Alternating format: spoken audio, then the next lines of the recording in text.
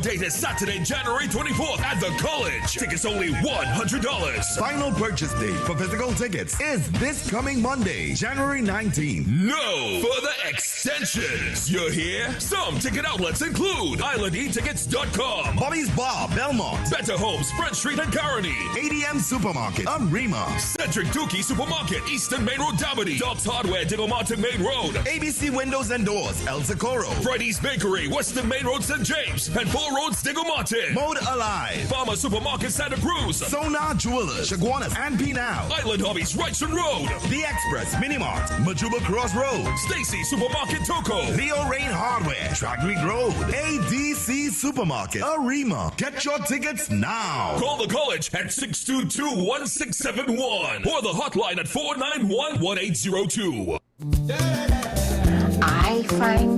I find the vibe and energy as well. Yeah, I was, I liked it.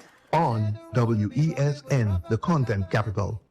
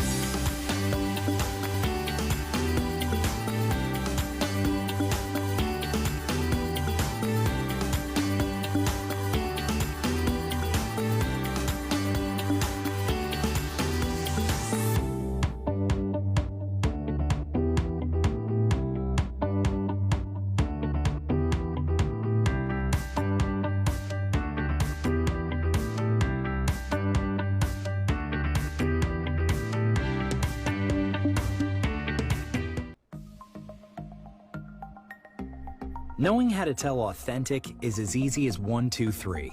Find it, match it, search it. Step 1. Find the style number on the tag. Step 2. Match the style number inside the jersey with the number on the tag. Step 3. Search it. A quick Google search of the style number will verify the jersey is authentic when the search results match the jersey being searched. Don't be fooled by counterfeit jerseys. Before you buy, remember to find it, match it, search it.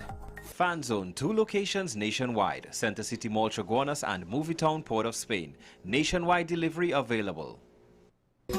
Take some time for yourself or spend some time with the family at Sandy Point Village Hotel. Enjoy our various studio and suite apartments, self-contained with their own kitchenettes and Wi-Fi.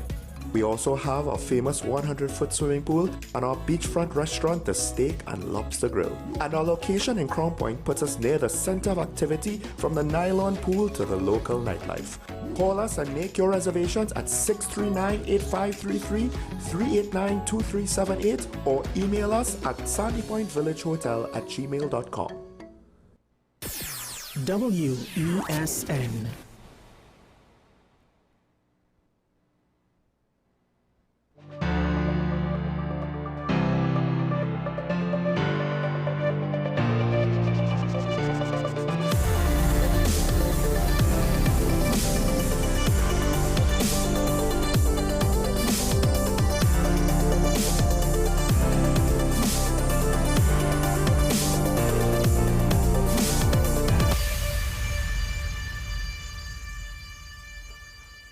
Well, I didn't see it happening quite like that. This is talking about a WESN Conning Capital Shaw, Michael Small. I mean, I don't know if you want to say that we predicted this 3 years ago with our background. It's a clean sweep. It was a clean sweep. Something that I honestly did not expect. I expected the TPP to win. I expected that Tobago as a whole, we're not ready to go back to the PNM, but to literally reject even any attempt of forming an opposition and arguably making the PNM's position even worse, which means that in opposition, somehow they were not able to gain any ground. I did not see that happening at all. Usually because regardless of the opposition, a sitting incumbent administration, executive team, they have the crosshairs on them. So I just thought it was a matter of procedure, the way how these things goes. You know, Farley's probably going to win again. Dr. Faith Brebner is probably going to win his seat again. You know, but maybe the PNM might pick up some stuff, you know, closer to the south end. It didn't necessarily, wasn't guaranteed that throughout the whole night, because there was a point in time when, at least on one broadcast for the night, there was a couple of red dots, but that did not last. You know, which, again, that's more in lines of what I expected. It should have been a difficult task for anybody to go from 14-1 to sweep clean. It should have been, right? Especially given the situation that the THA is in. It's not as though they're a fully independent government unto themselves that could fully determine its own budget, etc., etc. I don't know if the relationship with central government and just the mere fact that they got a higher allocation this year, I don't know if that was enough to push it over the edge. If that had a part to play in it, that was really telling with regards to how much the PNM took Tobago for granted when they were giving 4% while in central government and running THA. And here's the thing, 20 years they were running THA. And during the tenure of the last Prime Minister from Tobago, this whole situation devolved. So now, I'm going to be speaking hopefully with Dr. Sheikh Mohammed later. There's a lot to unpack here, particularly the thing that interests me the most. Because again, I thought the TPP was going to win. I thought the Chief Secretary, you know, it was almost guaranteed he was going to be Chief Secretary the following morning. But it was just by how much I did not expect the PNM to be in the position that it finds itself in. And I don't blame the opposition leader for it, but maybe I'm wrong. Maybe I'm wrong, but I'm not. I think this is a byproduct of circumstances that have pre-existed for quite some time, and now we see how further it could fall. Shall we see any sort of adjustment? Because right now, the government and the government bench and the government's coalition, which whether formally or informally includes the TPP, they're rolling at least when it comes to the political competition. Because at the end of the day, you could be doing unpopular things. Ironically, I think the PNM always expected them to be on the beneficiary side of, well, the other side is just so unpopular, it doesn't matter how much unpopular things we're doing. But notice, we've reached the point now where they probably took it for granted when they thought of that philosophy, that Tobago was always going to be theirs because nobody in Tobago is going to vote for the UNC. And here comes a new challenger to do just enough to upset that apple cart. And dare I say now, if things are not fixed, if things continue, if the PNM continues doing what they're doing, which especially in terms of public communication, I have had significant disagreement with. If they keep doing that, dare I say, first of all, Tobago might need a new opposition party for the TPP, and as one daily newspaper put it, but I'm going to go a step further, they might permanently kick the PNM out of Tobago. But then also, what happens if and when the TPP decides to not just be the TPP, but to be the TNT-PP? Because while I do suspect that there are some people who are not liking what the current administration are doing, that does not automatically mean that the PNM are going to be able to capitalize on it. So at least in Tobago, that seems to be somewhat true. To what extent is that going to be national? To what extent will the TPP be able to broaden its appeal and go national? And then, of course, there's also the whole thing about autonomy. We'll get into all of this later. There's a couple of things that I do want to speak about now. I couldn't necessarily start the show without, I didn't want to bury the lead. We just had the THA elections. It was as clean of a sweep as I have ever seen. I personally don't know. I mean, think about it. This is worse than, 33-3? This is worse than last time's 14-1. Not even a single opposition elected position. Dare I say, given history, Tobago might be basically signaling, hey, for the next 4 terms minimum, because they gave the PNM about 5. They've gotten 1 down. TPP has maybe 4 terms minimum at this rate. On some level, I do feel bad for the individuals in the Tobago PNM on some level, but the flip side is, I don't know how you go from the position that you had 14-1 and somehow make it worse. Now, a lot of the races, I believe, were close. We'll get into that with Dr. Mohammed later on. But I do, like I said, I do want to move on and touch on a couple other things. First of all,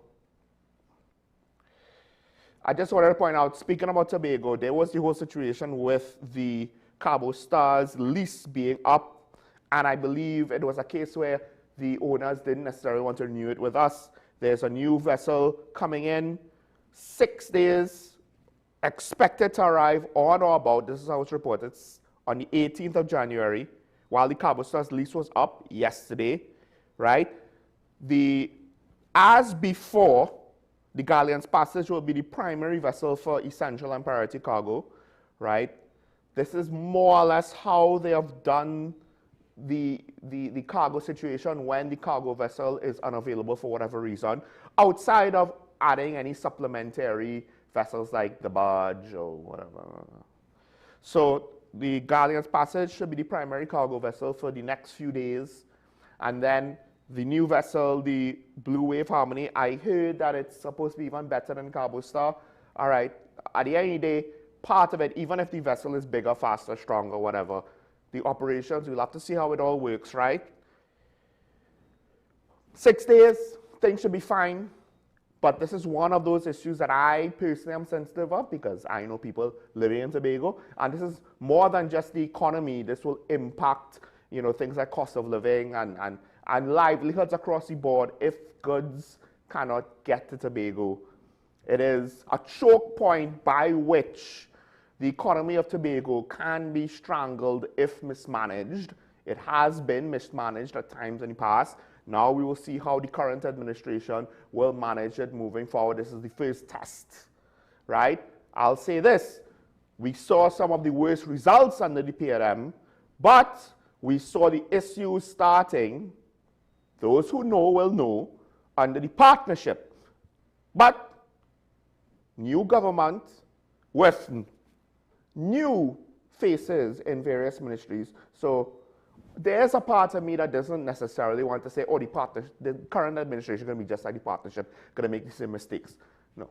So we'll see how it goes. There's a new vessel on or about January 18th. So part of it is, will it come on time? And to what extent will businesses? I do think stock levels should be okay in a lot of cases if it's just 6 days with reduced cargo capacity. The Spirit also will be carrying cargo, but essentially you can't use the passenger ferries to make up for the cargo vessel. You just can't. Right? Now,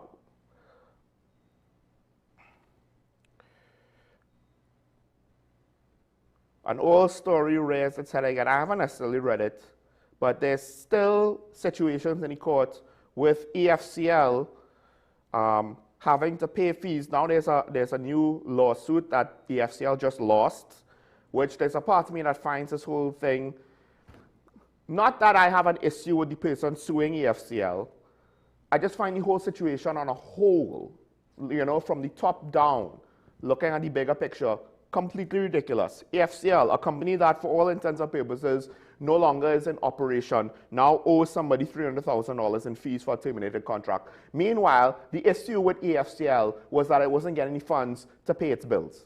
So I don't know how the fact that there's still outstanding cases, I think is somewhat ridiculous, right? I don't think the court said anything with regards to how it will be paid. But I'm not really, forgive me, I'm not really going too deep into the story. I just find the fact that this whole situation is still not resolved. And I do remember hearing something about MTS not too long ago having a lot of bills starting to pile up. And this would be a situation where, if it is as bad as I think it is, the current government would have inherited it from the previous administration.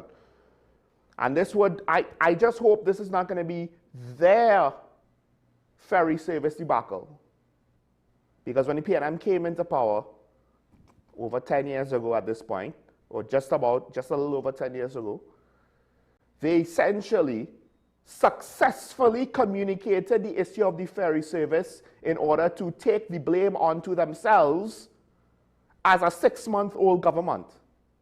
And now we have a situation here where perhaps one of the reasons why we are not necessarily hearing much about what will be done to deal with the EFCL situation is that maybe there's more stuff behind the scenes, budgetary-wise, that the government does not know how to communicate with us. Now, you could interpret that last statement I just made positively or negatively. I try to make it neutral because I myself don't necessarily want to condemn anything with regards to the government and at least certain aspects of the budgetary challenges that they have. Because while, like the former administration, some of the issues they're going to have, not only have they inherited, but it's based on external factors. And if I said that for the PNM, I do have to still take that into account for the current UNC administration. But I also said for the PNM, how you manage the situation in the confines of those factors, that still could be basis of criticism. So we have to wait and see. I don't like this is not even resolved.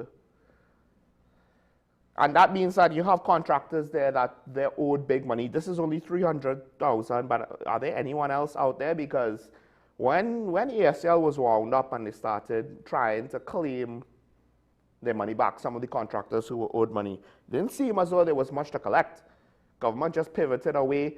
You know, the board basically went silent, and we heard nothing about the situation. And of course, you know, the legacy of that is the former Minister of Education complaining about schools not being ready on time, you know, a few months after the election when you were in charge for an entire term of office. She was not the minister for 2 terms. Maybe this whole thing started off bad. But EFCL, actually thinking back on it, EFCL's issues might have started even before the PNM. This is just one of those things now where it might be a revealing issue if it was ventilated on the uglier side of politics. And maybe not the uglier side, but the more careless side of politics. Now, one of the last things that I think I'll talk about this morning, well, it's 2 things I want to talk about, two more things. One, I was of 2 minds of speaking about this, but there was a situation where a woman drowned on a hike. The reports are she slipped while walking through knee-high water and got her leg trapped between two logs. And they weren't able to free her before the waters rose, and you could figure out the rest for yourself. This is one of those situations where I don't even really want to think about it. There's been calls now on how to rectify the situation. How to say this? Tour operators need to be regulated and all of that. And I get that, right? There are certain things where they should be regulated. They should have oversight. The problem is the implied meaning is proper regulation and proper oversight, and not a set of nonsensical red tape set by people who have no idea what they're doing, but they're just trying to carry out a political directive because something bad happened, and they just don't want to be left holding the bag if something bad happens again in the future. I think this also brings into question, because I don't know to what extent, one, regulations, and two, better training could have helped in the situation. I don't know. I don't know what training could have been applicable that the guide did not have that could have helped save the lady, who is someone just, well, she is in my generation, basically. Let me just say it that way. I don't know the particulars, so I don't know what difference the tour guide could have made. And I'm not saying that rescue operations could have definitely saved her, because this is one of those things where if you go out to a relatively remote area of any country, rescue is going to take some time, right? How long would they have had to reach her in order to try to save her? I don't know. But I do think perhaps, while I'm not only am I not looking to blame rescue services, but I'm actively going to say, don't now think I'm trying to blame them or blame them yourselves. I do think this highlights a situation where perhaps we need to start to look at, hey, what is our rescue procedures? What is reasonable and unreasonable? Because in part, that will inform tour operators, all right, if I go yay far into the bush, what's the likelihood that we will get any sort of medical or rescue support from the fire service or anybody, right? Do we have wildlife rangers to help with situations like that? How long will it take?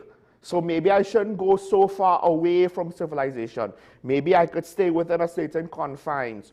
If I want to go further, maybe I need A, more training, B, more personnel, C, more equipment, right? A lot of times, you can't just have one thing by itself. Oh, we're going to regulate the tour guides, we're going to give them more training.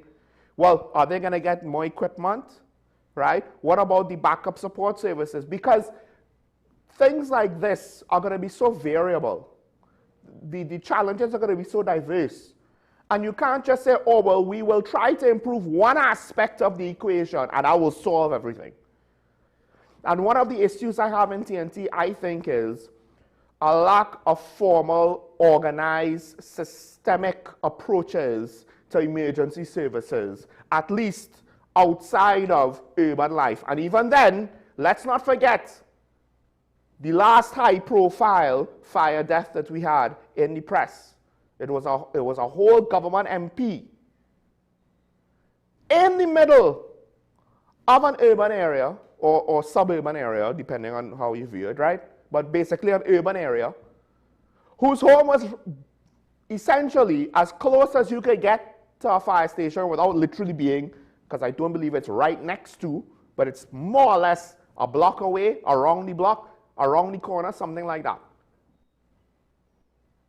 And that was not enough to prevent something that could have been, in theory, preventable. So we have, of course, the Northern Range. We have various swarms for bird watching and trails to hike, northeast, northwest, various relatively remote beaches. To what degree could we afford helicopter rescue services? To what degree do we have teams that could go out where there are no roads? I mean, I myself wonder what our ambulance services, if anyone has a medical emergency in town, how quick that response time is. Do we know? Do we even know? Do government officials even know what is the relative expected reasonable time frame of an ambulance response to a medical emergency? I don't know. I know police response times have very low expectations, not low times, but low expectations. But what about medical emergencies? And we ain't even get to fire yet. And speaking about fire, there was a situation where a Laramie home was destroyed by a fire. And the tenant, the owner was living there. He had a tenant in part of the structure. The tenant had a friend, a female Venezuelan friend, who has become the scapegoat of the fire, not necessarily by the owner, but by the members of the community around, who basically saw her at the scene and reportedly, well, they took out their, this is how it said, they took out their anger on her, right? They hauled her back, and it seemed as though she was physically restrained. I'm not sure if she was beaten or to what extent she was. The reports are the homeowner did not take part in it because he said it was pointless, right?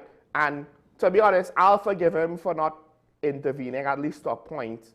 But to what extent is this the young lady or the lady, I don't know how old she is, apparently she has had various situations that has made people in the area uncomfortable. I'll just put it that way. Not that she was involved in any crime or anything like that, but her behavior, how she treated people, it does come across as a little weird, so it's hard for me to explain. Read it for yourself in today's papers. But she was scapegoated, and one of the things that I have to ask is, to what degree is it because she was a foreigner or because of the individual's behavior?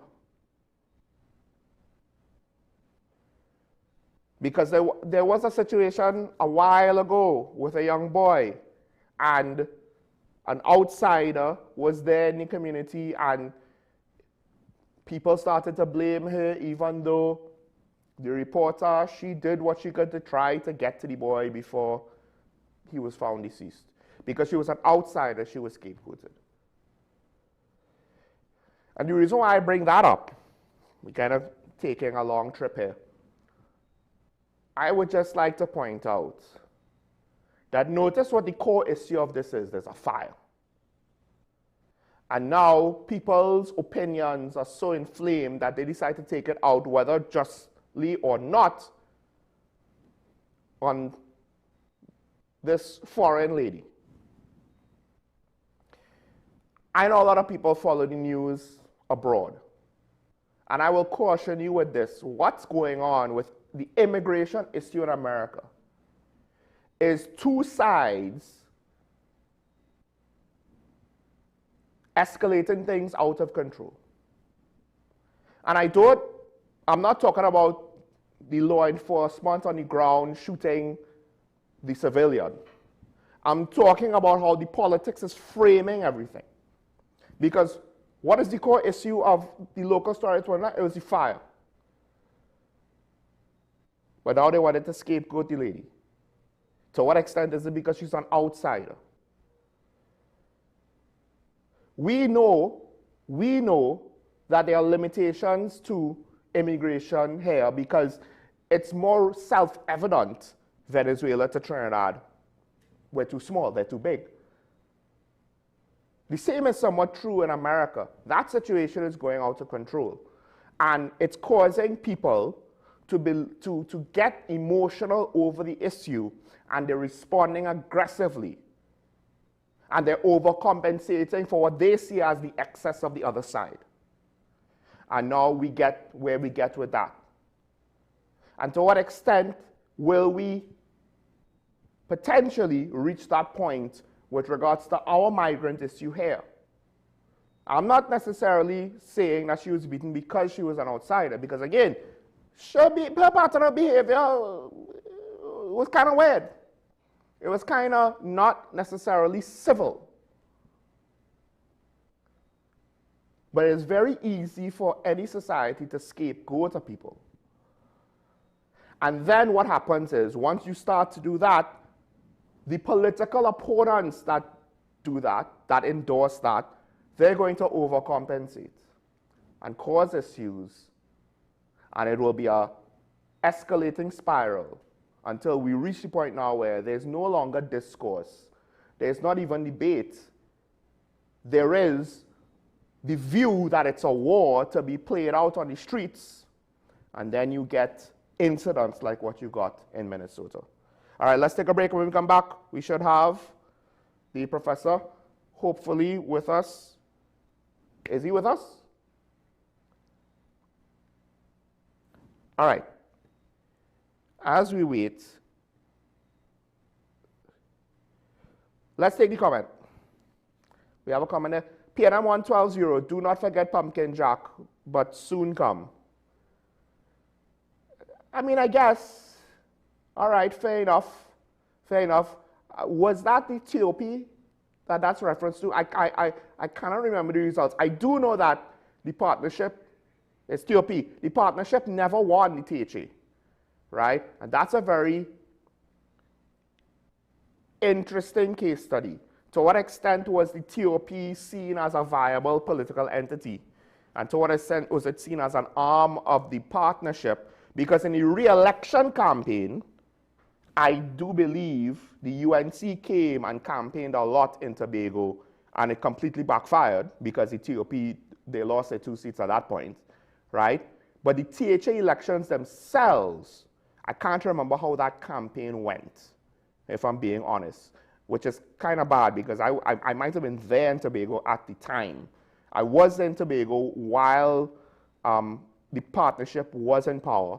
I was in Tobago during Mr. Manning's loss of power. But I might not have been in Tobago. I might have left Tobago in the middle, and that could have been when the THA elections took place, and that might be why I might not have full memory of what's going on. So, all right, Tobago is showing, hey, we could swing back the next way.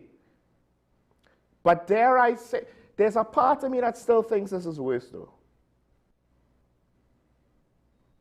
There's a part of me that still thinks this is worse, though. Because this is something that is even more, and I guess you could say their association with the UNC, they run the risk of what happened to the perception of the TOP. But even more, this is a homegrown Tobago party that the people are rallying behind, and more importantly, it's one thing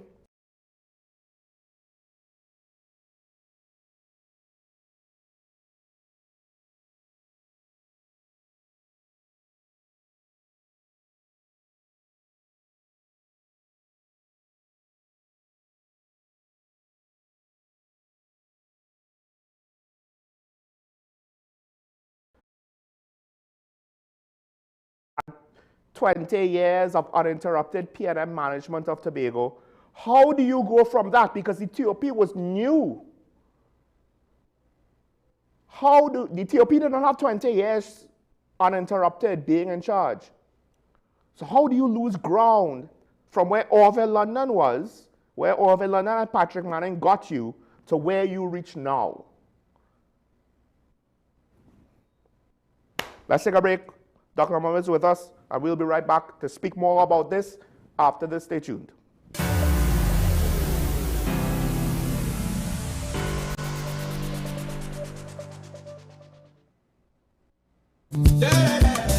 I find the vibe and energy as well. Yeah, I liked it. On WESN, the content capital. The countdown has started for the biggest raffle ever in Trinidad and Tobago on behalf of Queens Royal College, valued at just under $1 million for 3 brand new vehicles. First prize is a luxurious Ford Ranger. Draw date is Saturday, January 24th at the college. Tickets only $100. Final purchase date for physical tickets is this coming Monday, January 19th. No further extensions. You hear? Some ticket outlets include ICNTT.com, Bobby's Bar, Belmont, Better Homes, Front Street and Caroni, ADM Supermarket, Arima, Cedric Dookie Supermarket, Eastern Main Road, Dabity, Dobbs Hardware, Diggle Martin Main Road, ABC Windows and Doors, El Socorro, Freddy's Bakery, Western Main Road, St. James, and 4 Roads, Diggle Martin, Mode Alive, Farmer Supermarket, Santa Cruz, Sonar Jewelers, Chaguanas, and Pinal, Island Hobbies, Wrightson Road, The Express, Minimart, Majuba Crossroads, Stacy Supermarket, Toco, Leo Rain Hardware, Tragrick Road, ADC Supermarket, Arima. Get your tickets now. Call the college at 622-1671 or the hotline at 491-1802.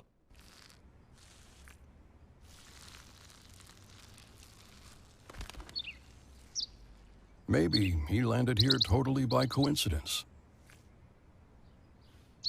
But if by chance he's admiring your fresh coat of Benjamin Moore soft sky blue, well, that's a pretty high compliment. Coming from an expert.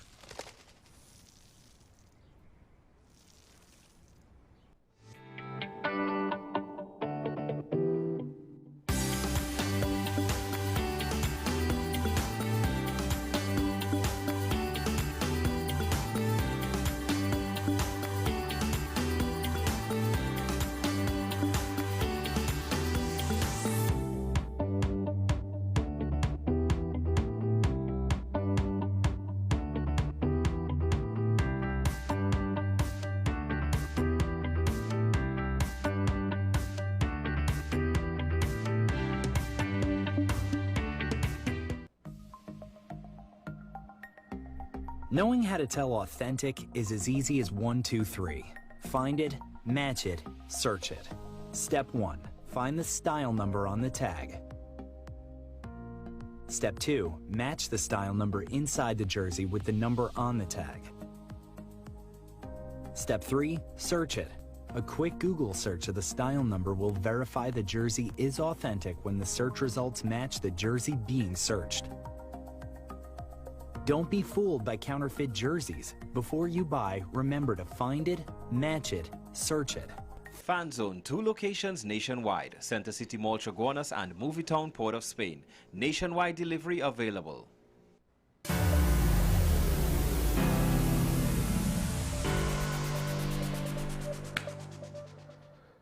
And we're back, and the reason why I didn't necessarily bury the lead, but I kind of held off from going too deep into it because I knew that we were going to be joined later by one of the premier political analysts in TNT. And I say TNT because he's there in Tobago, right? He was there last night as part of one of the broadcasts, which I did watch. And part of the commentary, as we saw the final results take shape, it was an interesting result, at least to some extent. And here to unpack that, we have Dr. Shay Mohammed to join us, geopolitical analyst from Tobago. From Tobago. Yeah, the only reason I'm not outside is because it's still wet, because it rained this morning. Well, I mean, I guess, you know, look, even the clouds are just saying, yes, blue. Yeah, it's a beautiful day, actually. When I was coming down from Signal Hill, it's the first time in a long time that there's such a clear day that I could actually see Trinidad from Signal Hill, which is actually pretty cool. Okay. No, I was driving and I was looking around and I'm going, wow. The universe is saying to Tobago, blue skies. I guess. I didn't necessarily think you could see Trinidad from Signal Hill, but hey, that's something cool to know. Now, 15-0. And just before the break, someone sent a comment that Ashford Jack had a 12-0, butt whooping himself. But I think part of it that I didn't say then that I mentioned to you on air is, well, the PNM essentially went from 12-0 to 15-0 in the reverse over the course of 28, 24 years, something like that. So. No, not 24 years. Oh, no, yes, because it would have been in the middle. They got 12-0 in 2013. Right, so right, in the sorry. space of 13 years, they have gone from 12-0 to 15-0. Now, I think part of it is, let's talk about the winners first. The TPP comes, essentially the TOP, their predecessor. I know some people who very much wanted to see an alternative. They thought the TOP was that, and really the saying was top spinning in mud. It did not take long for the TOP to essentially have their efforts be derailed, right? After winning seats for the partnership, they made no headway in the THA elections, and then the re-election campaign was essentially the death knell of the TOP as a party. And it took some time, but now the TPP, I guess you could say, might be one of the most successful constructions of a new political entity in the country, given the results that we have seen. Because technically speaking, the Tobago People's Party is 1-0 in elections, and they are basically, they have a perfect record, because the PDP was the party that contested the last elections. But the TPP, this is technically their first election officially, and they won all their seats. What do you think, if anything, could be attributed to the TPP's political success? Because so many other entities, particularly in Trinidad, have come, and yes, they are third parties. The TPP has essentially been operating as the second party throughout its existence. But the fact that they were able to build this up, and as you rightfully pointed out, I was doing the math wrong, it's within 13 years or so. That is generally time frame that I wish people would give entities in Trinidad at the very least, not 4 years or 5 years or less, but try to give about a decade, 2 terms, to see some kind of growth and improvement. It's just that, you know, once you reach a point where you're winning by landslides, I don't know if you could have anticipated that when it now started. So you see, there are conditionalities that prevail that makes it ideal for the TPP to be successful. So timing was right with regard to the formation of the TPP. Timing was right with regard to the general election. Conditions were actually ideal for, and premier, I would say, a premium. The conditions were premium conditions for the emergence and the rise of an opposition party to win a general election in the Tobago space, because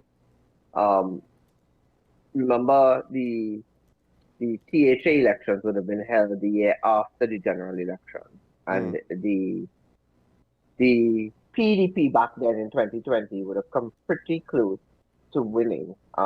It was like it was a oomph that it was a bad statement, I would say, in the middle of a campaign that led to a shift back to the PNM.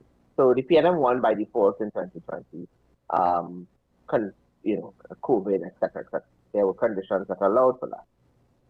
But in the aftermath of 2020, in the January 2021 THA elections, and the failure of the PNM to meet the mandate of the Prime Minister then, which was to come together and come to an agreement and come to some, because it was 6-6, the failure of the PNM to acknowledge the 6 seats that was lost and won by the other side, and to incorporate them into some kind of governing arrangement. The failure to do that then frustrated the people of Tobago and led to the 14-1 result in December of 2021. By the time the general election, the THA elections were completed in 2021, and they entered into that period between 2021 and March, April 2025, the TPP administration, well, as it was, the THA administration that emerged from that morphed from the PDP into the TPP, was facing a meandering, I would say, a governance impasse between the central government and the THA. And it also incorporated a certain level of language from the former Prime Minister, former Prime Minister, I don't count the one in between, former prime minister that showed a level of disrespect because he viewed the chief secretary as a little boy and did not give him the respect that he ought to have given him at the political level, at a leader level.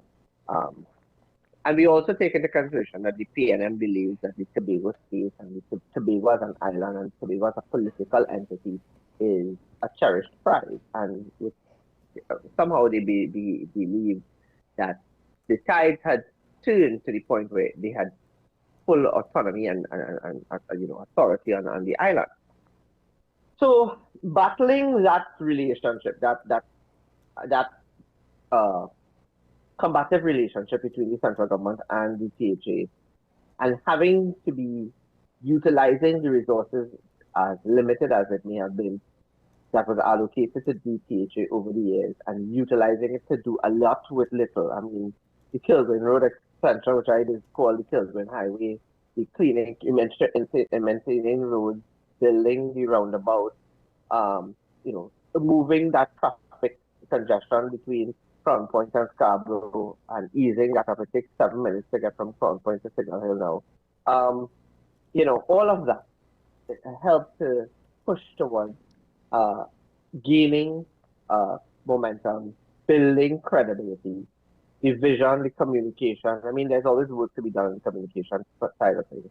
And then the PNM had reached a point where it was not doing any good for itself. And it had reached a point where it had faltered because it was serving 2 terms in government.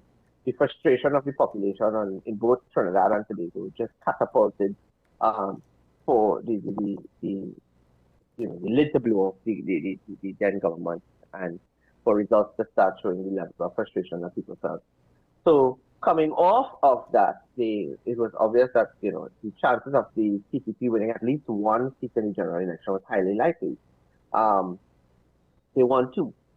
And then the relationship that started to be built between the central government, the new central government, and the THA showed more harmony, more cooperation, more collaboration, more consensus building, better consultations and that sort of thing for things that need to be consulted upon. And we also saw, so those conditions were positive. We saw the regard to the allocation of the budget to Tobago being significantly higher as a testament and I guess as also as a reward for Tobago switching, turning from PNM to TPP. This Tobago House of Assembly election was, I said in The Guardian, it was a launch pad for the PNM to start a rebuild, and it was also a launch pad for the TPP to continue its governance and to move the island to self-determination and autonomy. And what that looks like is something that needs further discussion and conversation. But there was no doubt in my mind at all that the TPP was not going to win the THA elections. It was just a matter of by how much. Yes. I put it on a say 10-5, 11-4 kind of configuration, really and truly based on the trajectory of the numbers that was prevailing from the just concluded general election and the conditions that exist, some of the social, kind of mapping and gauging what the discussions on the island involved from a socioeconomic perspective and that sort of thing. But it was also, I knew, but I didn't, I have to be mindful that I didn't want to come across as being biased or anti-PNM. I was on some station and a man made a comment about me being a PNM hater, and that's the furthest thing from the truth.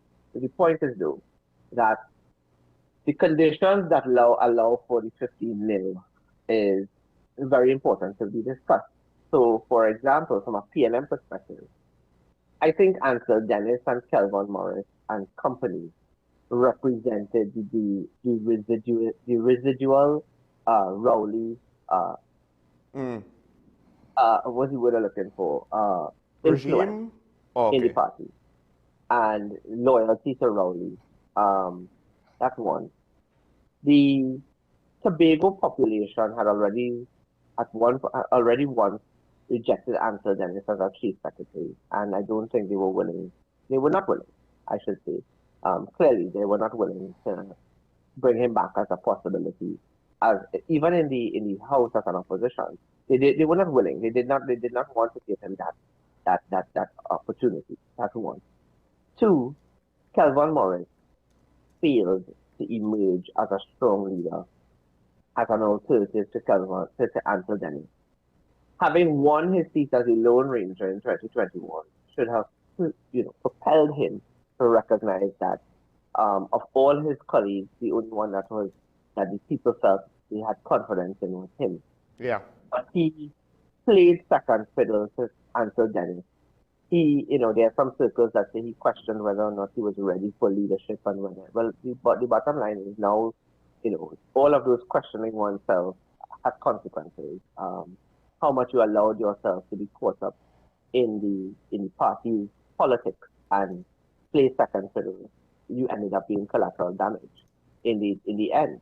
Like last night, I was listening to Ansel Dennis saying that it may be that they will look at a recount for the win seat. I mean, he won the last time by 3 votes, and the TPP at the /PDP at the time did not fight it. They were like, whatever, right? And they gave way to just the 3 votes because again 14. You lost by about 17 votes this time around. And then when the camera switched to Morris and he was asked about the recount, he didn't seem like he was interested. In fact, he felt the body language and the tone and all of that was a complete dejection. He felt completely rejected. I mean, it was election night, he just lost for the first time. I could understand the emotions, but he didn't seem to be too enthusiastic about a recount, and he said he'd have to think about that. So, all of those things, even the interplay between Morris and Dennis indicated that Dennis still wanted to push some level of, authority and play the cards, even though he would have announced that he was going to be retiring and resigning as leader, which I think was the obvious outcome in this circumstance. But so the bottom line is, when I paint that picture to say that conditions were very favorable in the favor of the TPP for them to win the general and then win the THA, but winning the THA at 15-0 with a very, very low voter turnout for the first time in a very long time is something that both sides of the political divide need to sit down and analyze. Yeah. And even last night in the discussions, I did not have, and I don't, in Dr. Raghunath nor myself, in having our discussions with each other and concurring about specific seats, we never had the Bethesda Lake Koto seat listed as a seat that needed to be heatedly contested and something to watch. In fact, seats that I had listed to look at had come in much earlier. The Scarborough Mount Grace, the Signal Hill, Patience Hill, the Lambo Lowlands, the Bethel, the Plymouth. They all came, even the Boko Mount Pleasant seat came in surprisingly very earlier than the Bethesda Lake Koto seat. So it goes to show as well that candidates and representatives, both in the THA, both at the national level as well, they need to be mindful of the level and the kind of representation that is presented to the population and the depth of work and the caliber of work and performance that resonates with people. And there needs to be a level of introspection from both sides of the divide, especially given the fact that we're looking at a range of 22 to 28% of the votes of the total voter turnout, which is something that leaves a lot to be desired. Because you said that last when you night. look at that from a numbers perspective. You said that last night, that you weren't very much just saying, oh, the PNM had a bad outcome. Despite winning 15-0, you said the TPP also needs to look at this low voter turnout. So that's the thing that I just want to unpack a little bit there. I don't know what the margins were for each seat, right? So I don't know what how close or how far they were. Could it be that this was a situation where, like the general, a lot of the reason why you had a low voter turnout was PNM supporters basically didn't come out? Because my basic assumption would have been people would have, you know, sometimes people get complacent. The TPP going to win, I don't need to vote.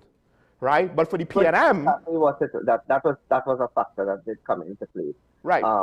So, two things in that part of it, right? One, PNM people did not come out and vote. They rejected the bare minimum of the base came out to support the PNM. Those are the hardcore supporters that, you know, strongly believe in the party and that kind of thing, came out to give the party its push.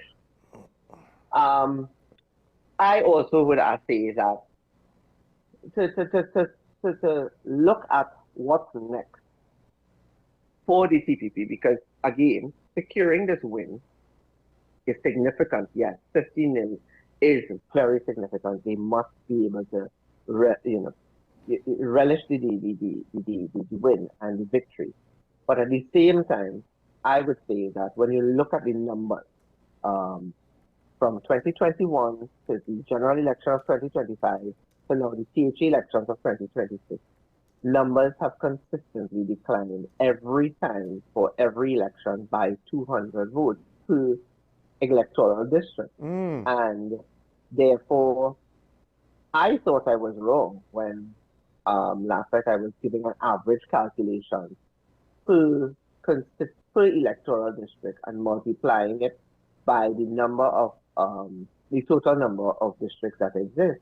And I came up with something that varied around 7,500 to 8,000 votes. That might have put the number of votes to about 20,000 people.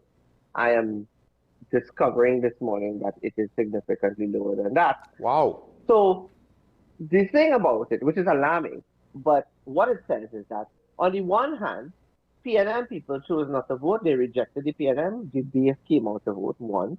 On the other hand, there's a base that came out to propel the TPP, a consistent base that is strong enough to propel the TPP to a 15-0 victory. There is, however, a grouping of persons, as you rightfully say, that exist that may support the TPP, but they are in storage because they will only come out to vote when they believe that the TPP is in trouble. So like myself, who would have gone into this election saying that there is a TPP victory guaranteed, it's only a matter to determine what the number of seats they win by would look like. There is a grouping of voters that feel comfortably enough to say, nah man, they inside already, they ain't need me, them see. There's those persons who are in storage. There's also a grouping of persons who are swing voters that will combat with the storage voters that, if push come to shove in 2030, may come out in their numbers significantly to tilt the scale or to balance the scale in a general election, as the case may be, and also to change the 15-0 to something else in the next round. So what is important is understanding that dynamic between the TPP and the PNM. I mean, the TPP who has supported the storage, the TPP who has swing voters to capture, PNM that has voters that are completely upset with the way things have gone and the personalities. So there's a whole internal thing that has to be settled there. And also what they can gain from swing voters, not necessarily the people in storage, but I just want to ask quick. That are yet to come out. I just want to ask quick. Dynamic is important. Given the results, if the PNM had more appeal, given how the turnout was for the TPP, was there an avenue, not saying that this could have been a long-term path to sustain success, but basically you're saying if the PNM had their act together, the TPP could have been caught napping because some of their supporting base might have been a little bit too complacent. And given the fact that the voting numbers are what they are, this is one of the things that you're saying, Chief Sec, TPP, you all need to maybe look at this more, even with a victory, right? It's hard to self-scout when you're winning. You don't know what you did wrong, but you have an indicator here that might be pointing you in the right direction where to try to improve things for next time. Yeah, because now you have to look at really and truly. So when I look at the numbers, so let's just take Bethesda Lekuto specifically, right? And that's a seat that I am eagerly awaiting the results to see, because when she won in 2021, it was a huge margin. It was about 500-600 votes. And then when you look at the numbers in the general election, there is a margin of 347 votes. And then I am sitting down last night looking and waiting to hear results, and then I'm getting feedback that, wait, we have 13 seats and we're just waiting for 2 to come in. And I'm like, which 2? And I thought that the 2 would have been Buku Mount Pleasant and the Dallas Spring Wim seat, only to find out that it was the Bethesda Lekuto and the Dallas Spring Wim seat, much to my surprise. So if we now have to look at the Bethesda Lekuto seat, I need to now look at which seat that was once that I considered to be one of those to watch in the other seats that I looked at. So there were 7 seats that I looked at, but 5 that was heatedly contested, right? And those 5 would have been the Wim seat, the Buku Mount Pleasant seat, the Plymouth Blackrock seat, the Signal Hill Patient Hill seat, the Lambeau Lowland seat. That's the 5.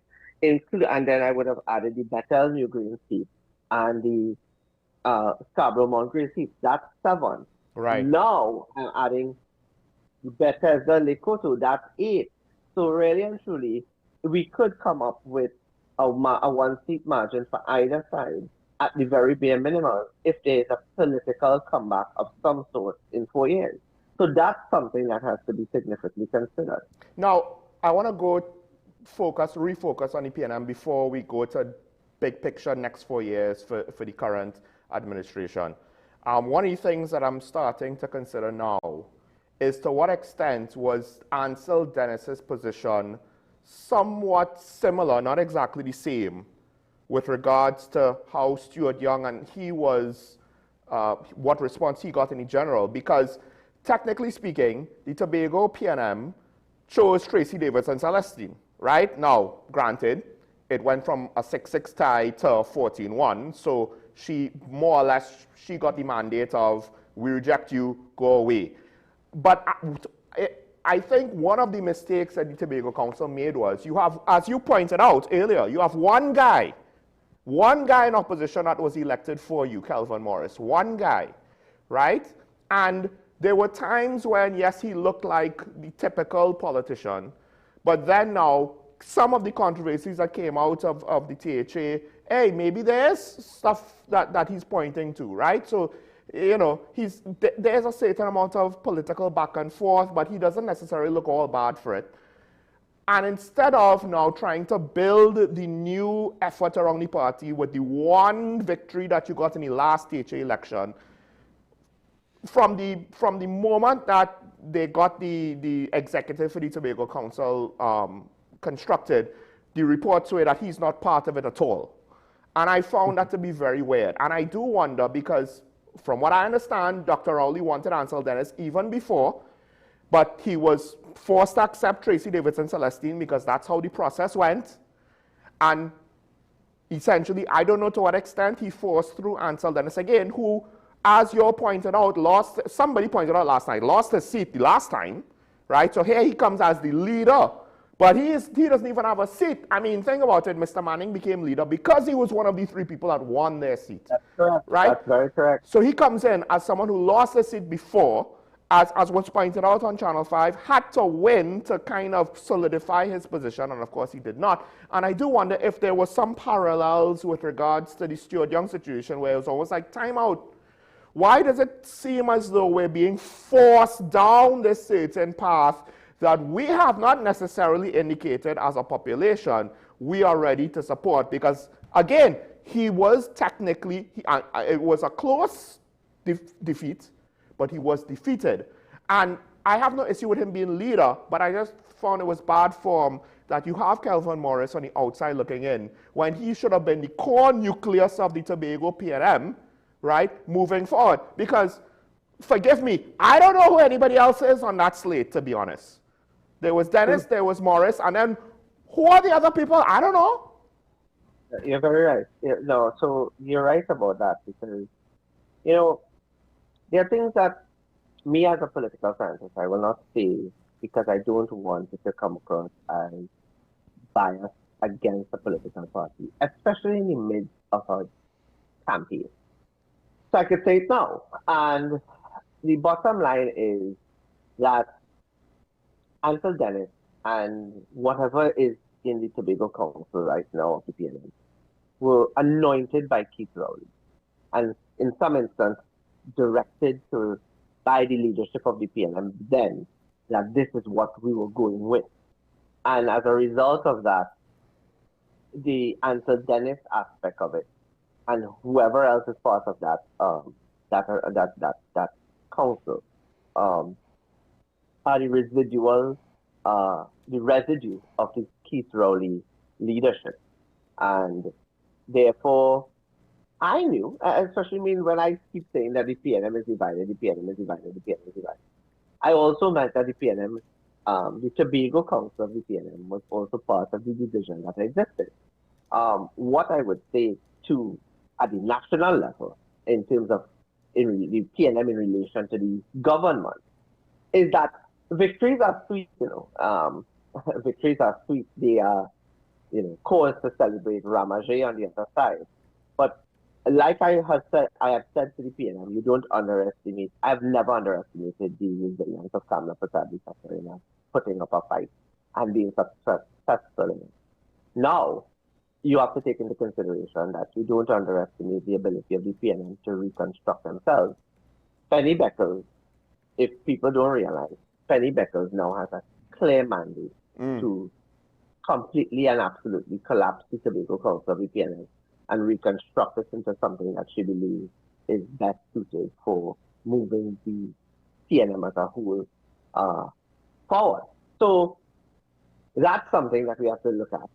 And now we have to also look at, you see, one of the things that we didn't consider, and we have to consider is that at the timing of the 2013 THA election, one of the things that unfortunately was against the TOP is that while it was Ashwood Jack's first opportunity to become chief secretary, it was a lost opportunity because by the time 2013 had come around, the partnership had lost its steam. I mean, there were conditions that were prevailing at that point in time that had started to make the partnership quite unpopular. And therefore, the TOP became collateral damage as part of the overall unpopularity of the partnership at that point in time. Timing is right this time because the THA elections is early, it is fresh. The PNM is divided, or is in a phase of reflect and reconstruct and that sort of thing. And the government is pretty new in its days in office, in its months in office. If this THA election, depending on what the government does or does not do in governance, was held in 2028 midterm, maybe we would have seen a different result. Maybe you might have seen a much tighter result. Maybe you would have seen a much closer result. So, or a completely surprising result. So all of those things, conditionalities and context are very important. Prevailing conditions are very important to understand where we are now and where we're going. So, the one thing that the people that are opposed to the TPP and the unit, I mean, yesterday there were rumors upon, oh God, they don't stop. There were even rumors to the point that the Prime Minister was on the island, and Prime Minister was in Trinidad. If it's one thing that I think the UNC learned is that when there's a THA election, leave it to the THA and leave it to the Tobagonian politicians to handle, stay out of it. I mean, and the UNC needs to seriously understand that Tobago's politics is not like Trinidad's politics. I mean, even for myself as a Trinidadian, coming into the Tobago space, you have to earn that, right? And you have to earn a level of regard and respect. And there are days when I think I don't have it and I need to stay quiet. But it's something that you have to be appreciative of. I have to say that for me to be able to come into the Tobago space as a Trinidadian, learn it, understand it, still learning some of the aspects of it, and being able to read the ground and read the people and understand and be, it's a privilege. It's an honor. It's something that you cannot take for granted. And unless the people understand that it's not simply a walking into Tobago. You could walk into Tobago as a visitor and be treated very well. coming to Tobago to take up residence and feel you're part of the thing and you could have a say in it. It's a whole different perspective over it. And Well, that's something that can't be taken for granted. I wanna maybe go further at the risk of myself being said to be anti-PNM, right? Because on one hand, I'm going to go further with some of the sentiments you expressed a bit earlier. Because I had this question, and I thought about this from since last night, or very, very, very early this morning. As you pointed out, the losing political campaign was the final residue, I guess you could say, of the Dr. Crowley administration. And he is a Tobagonian who was prime minister, political leader of the PNM, and potentially is the overseer / architect of a lot of what happened within the last 10 years, including, to some extent, how the Tobago PNM was fashioned for this last election. First of all, I do think because of that, this result is not anything that is an indictment against the current leader, Penelope Beckles. But also, if that is correct, can this also to some extent be a further indictment on Dr. Keith Rowley and a further erosion on his legacy? Because he's not just a PNM political leader who, you know, potentially is at least significantly responsible for the result. He is a Tobagonian. One would have thought a Tobagonian prime minister would have been a bit more sensitive to the needs of the island, would have been more aware of the political realities of the island, would a bit more savvy with regards to how he managed things. And it's one thing to have the national election go the way it went. But this is basically, for as long as Talking Point existed, the PNM has not won an election. At best, there was the tie in the local government or maintenance of the status quo where they technically lost ground, right? So I do wonder if more and more, as you said, it gives Penelope Beckles further weight for the people who are holding on to the recent past. Hey, maybe you'll need to either rethink your approach, rethink your loyalties, or just go away, because we are getting more and more evidence that whatever approach, philosophy, ideology you all had to run the thing the way that you all did over the last 10 years, and particularly the last 5, this isn't just not working. Because they haven't won an election in the last 4.5 years. I would say yes, because even last night I said it, I'll say it again today, that Dr. Rowley tried twice to get into the discussion as a former prime minister and a retired politician. He tried twice to get into the campaign of for the THA election, and it did not happen. But on top of that, I believe that, you know, there's a concept of when you are so in tune in being a Tobago, you know. When you're in a family and you emerge as someone like a minister or a CEO, you're in a position of authority, a position of influence. The people that you tend to take for granted the most are your family, because you think they'll always be there, and your friends because they'll always be there, so they're at the bottom of the list to gain or to get anything. That's exactly what I think Dr. Rowley did with regard to the Tobagonian people. And worse yet, that he did not appreciate that their decision to elect an alternative in 2021, he didn't respect it. He treated it with scandalous courtesy. He treated Fali, I mean, anybody could say what they want about the individual called Fali Augustine. The bottom line is he's the Chief Secretary of Trinidad of Tobago, and he earned that by virtue of a victory at the polls. And whether you agree with it, whether you don't agree with it, whether you think he's mature enough, not mature enough, the bottom line is the people voted the young man into office and his team. And I think at the very bare minimum, Dr. Rowley didn't respect the voice of the people by virtue of their vote. And he penalized the voice of the people by virtue of their vote by treating the THA executive in a particular way.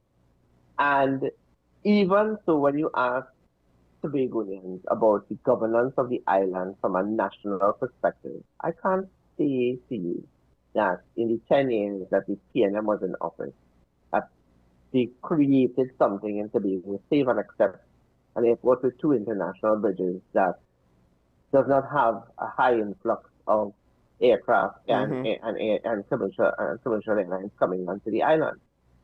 At the very minimal,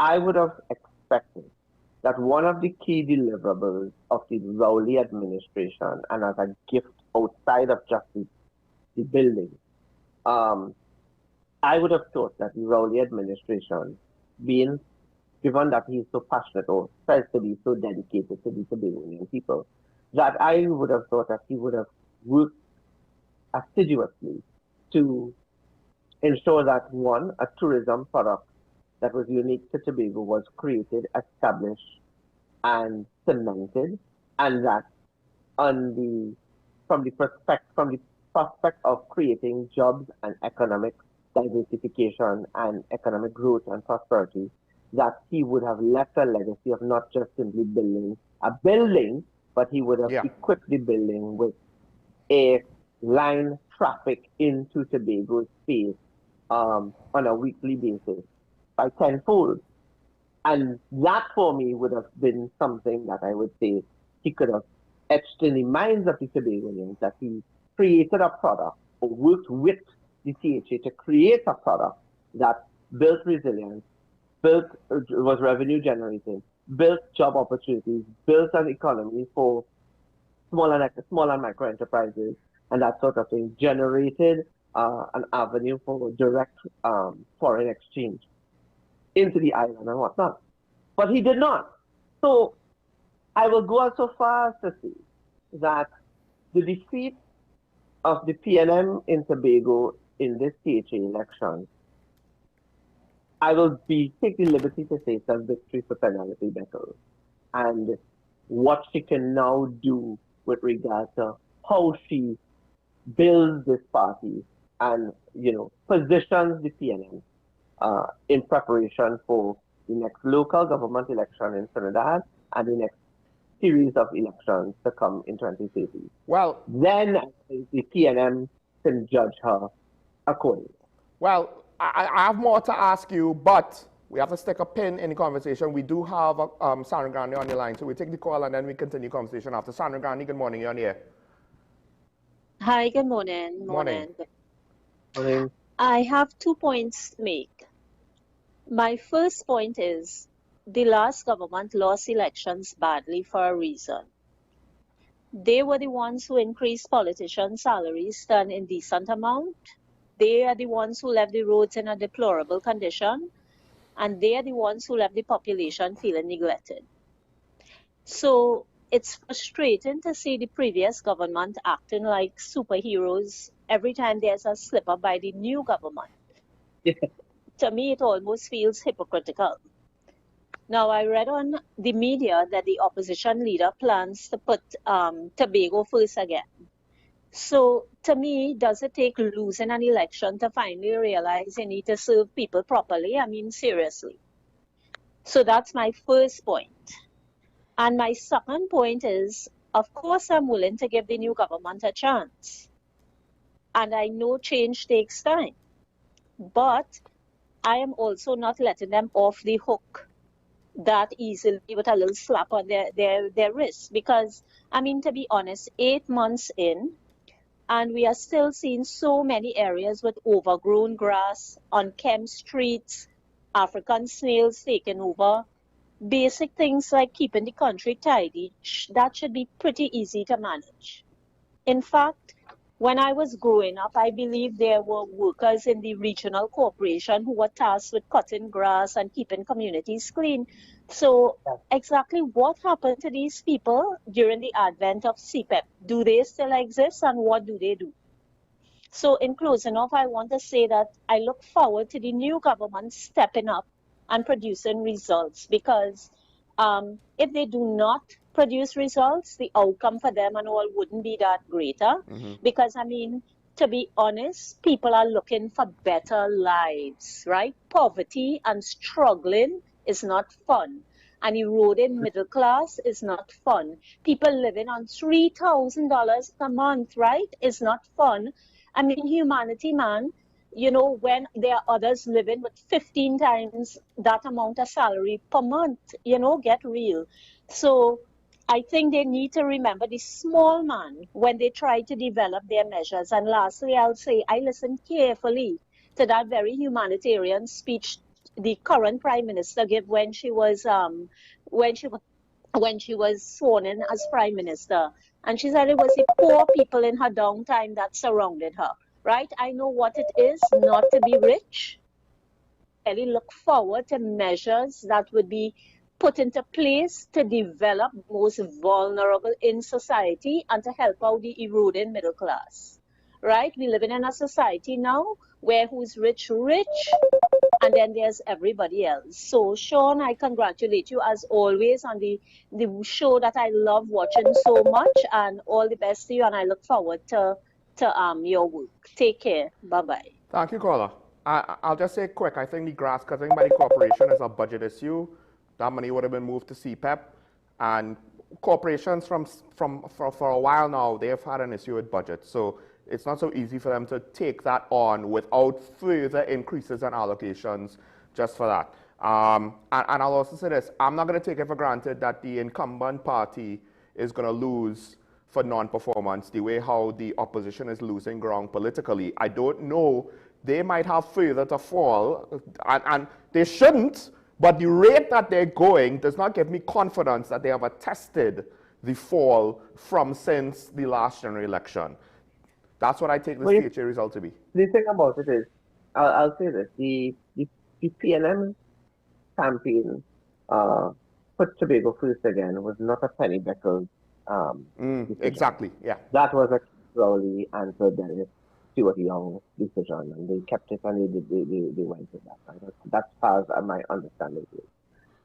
I'll tell you this, it's left to be seen in the coming weeks, because there is going to be an internal election in Tobago, if not sooner rather than later, by April 2025. So let's see how that goes and what that looks like, and whether or not Tobagoans are going to feel comfortable with it or uncomfortable with it. We do have another call. Sorry to interrupt you. We do have another call. Caller from Sarangani, I'll just say this. Penelope didn't need to lose in order to make things better, but she may have needed to lose in order to move on from certain people who are holdovers, right? As Dr. Mohammed indicated earlier. We have St. James on the line. Caller, good morning. You're on here. Hello. Good morning. Morning. Morning. I want to check something here.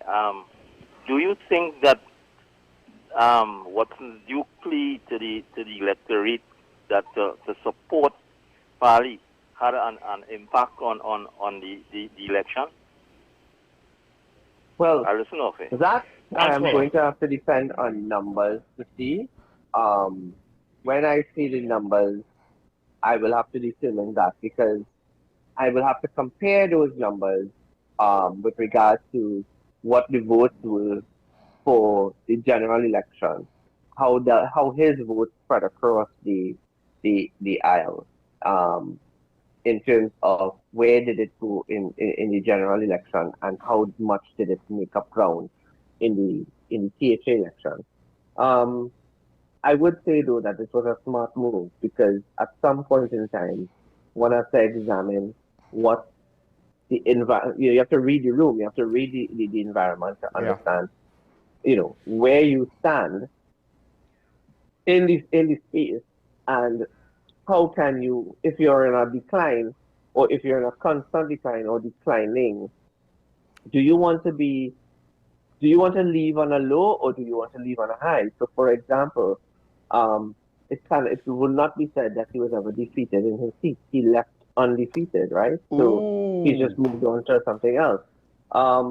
The other point that the caller was making from Sammy Grande, I will say, well, wait, the country. Can you stick a pin in that? I'm sorry. Yeah. We have two callers from Mover. First, our regular Mover caller. Good morning. You on the air? Good morning, Sean. Morning. Good morning. I forget your name. And you. Good morning, Professor. Or Doctor, I should say. Sorry. Sean, the first thing is, I realized that female caller make you blush. I never saw you blushing before, but that blush look real nice. Anyhow, I want to agree with that lady. One of the things that I have to mention is that everyone who is speaking and people who are supposed to know more than me keep making this comment that CPAP is the only thing to clean our streets and our. She rightly asked a good question there. She said, listen, why people keep making it sound as if CPAP was since we knew ourselves CPAP was the only entity to clean the streets. You give her a response. I'm not necessarily buying that. But no, I have finished with this moving CPAP doesn't mean our streets can be cleaned. Our areas can be cleaned. They used to be cleaned before. But we totally destroyed that process that is on before. If we did, then we should revive it. Caller, think about it. The government has announced that they have a new entity just to cut grass, basically, right? So I understand what you're saying, but I'm going with even with what the government is saying. They don't want to allocate money to do that, and they don't want to look to any other pre-existing body. They're making a whole new body, for better or for worse. I haven't necessarily gone further with my commentary on that issue. Yes, but if that is what they are doing, we could only hope that it will be something more permanent. That meaning that the people that they hire wouldn't be just send this thing on and off thing, which we know that CPAP would have failed.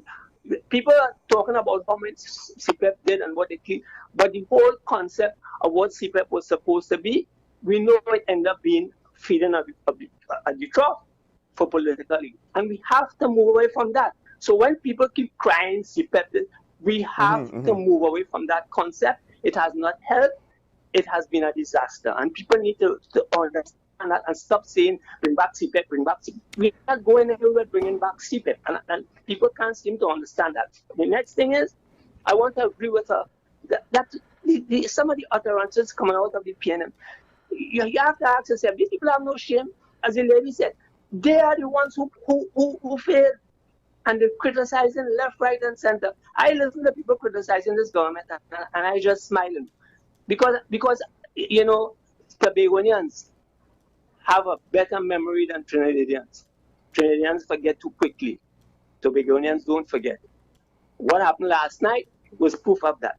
Another thing is, Sean, they could thank the PNM, both in Trinidad and in Tobago, could thank Dr. Keith Christopher Rowley for the situation there. He has put a nail in the coffin of the PNM because of his arrogance and his whole bad attitude. People don't want to admit that that's the truth. I'm going later. Thank you, caller. Okay. We have another caller from Mobile. I'll just say this. People want to be either 100%, somebody has to be 100% right or 100% wrong. So if you have an issue with the grass not being cut, they want to go, oh, well, you got to bring back CPAP. And my issue is why? Why is it that the government can't be right for wanting to fix CPAP? You can complain about how they did it. That doesn't mean you have to go back to the situation. Where's all of the stuff in between? We have another move on the line. Caller, good morning. Apart from that, right, what was one of the winning points for Farley? He said that he dealt with the CPAP situation in his area in Tobago, right? He dealt with the negative attributes and so forth and all that. So that was a winning point for him, and then he said he'll give them a raise. So the present government now could have looked at the blueprint of Farley and patterned that blueprint in Trinidad and Tobago, because honestly, I am on the ground. The CPAP workers is who would for UNC, you know. And that is the ground, and they had to be mindful of that. And the CPAP made a contribution there in the support of supporting the cleanup of the country. I mean, all over, you could see that. You deal with the negative attributes, yes, but the people on the ground shouldn't suffer. And I think that there is an opportunity now for the UNC to look at Farley blueprint and pattern it in Trinidad and Tobago, and in terms of that, and bring back the CPAP because they do what they're supposed to do and get rid of the negative factors. That is my contribution. Thank you very much. Thank you, caller. Well, Dr. Moibe, you're also going to weigh in on this with regards to from the first caller. The thing about it is, I don't believe that we can govern a country with bad mind and vindictiveness. You have to govern a country with an open mind. And you have to be able to be smart enough to understand and have the wisdom and the political knowledge enough to understand that you have to look within and outside of your party to get the skill set and the expertise and that sort of thing. But even within the current government and within the lineup of ministers, both in the Senate and in the House, they have successful businessmen who did start businesses from the ground up.